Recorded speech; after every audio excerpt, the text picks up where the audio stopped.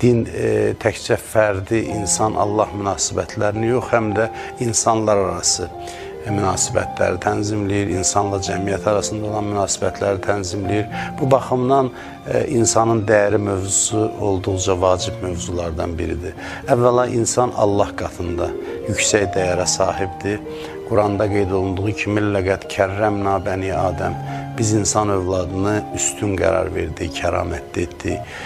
İnsan Allahın ruh üfürdüyü, öz ruhumdan üfürdüm deyə vəsf elədiyi bir varlıqdır. İnsanın məqamı olduqca ucadır və insanlar da bir-biri ilə münasibətdə bunu mütləq nəzərə almalıdırlar. İnsanlara ya dininə görə hörmət etməliyik, ya insanlığına görə.